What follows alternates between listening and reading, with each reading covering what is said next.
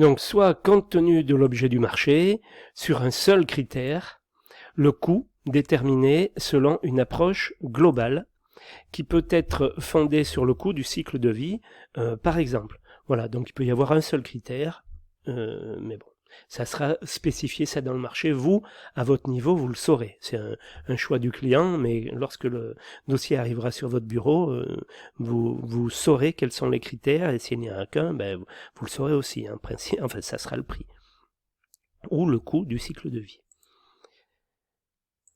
Donc, modalité de l'appel d'offres. Un appel d'offres peut être ouvert. Donc, tout candidat peut remettre une offre de France et d'Europe. Restreint. Seuls les candidats sélectionnés sont autorisés à remettre une offre, c'est-à-dire que là, la Comcom ou le département choisit ces entreprises et adresse l'offre à X entreprises de son choix. Voilà. Le code de la commande publique ne donne pas les clés d'utilisation entre appel d'offres ouvert et restreint. Là, c'est pareil, c'est laissé à l'initiative donc du maître d'ouvrage, du client.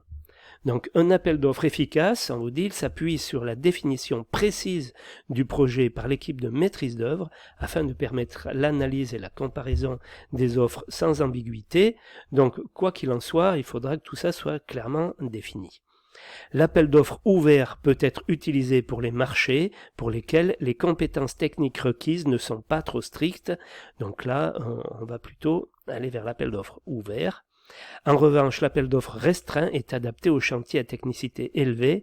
Quand on sait qu'on va avoir au niveau, en principe, j'allais dire de la plomberie, enfin du lot CVC, climatisation, ventilation, chauffage par exemple, des choses très pointues, ou en électricité aussi, on risque de faire un appel d'offres restreint sur ces lots-là et faire appel à des entreprises qui sont capables de répondre à la demande. Donc, procédure avec négociation et dialogue compétitif.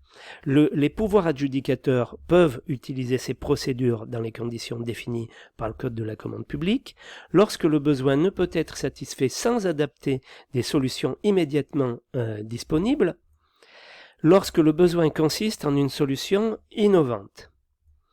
Le caractère innovant peut consister dans la mise en œuvre de nouveaux procédés de production ou de construction, d'une nouvelle méthode de commercialisation ou d'une nouvelle méthode organisationnelle dans les pratiques, l'organisation du lieu de travail ou les relations extérieures à l'entreprise.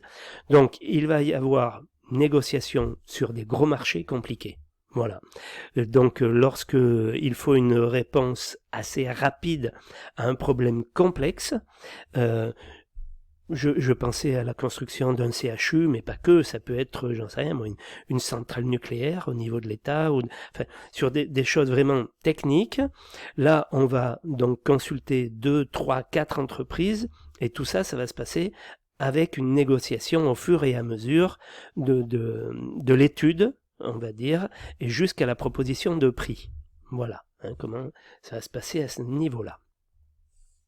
Lorsque le marché public comporte des prestations de conception, voilà, lorsqu'il va falloir concevoir, lorsque le marché public ne peut être attribué sans négociation préalable du fait de circonstances particulières liées à sa nature, à sa complexité ou au montage juridique et financier en raison des risques qui s'y rattachent, typiquement la centrale nucléaire. Donc vous voyez, c'est pas n'importe quel chantier. À ce moment-là, bon, ben, forcément, on arrive à ces niveaux-là de procédure. Lorsque le pouvoir adjudicateur n'est pas en mesure de définir les spécifications techniques avec une précision suffisante en se référant à une norme, une évaluation technique européenne, une spécification technique commune ou un référentiel unique, là on va utiliser ces procédures.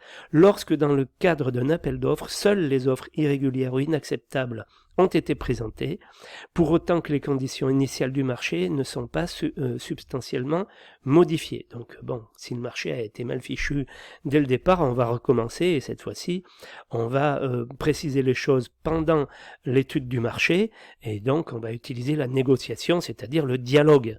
Voilà.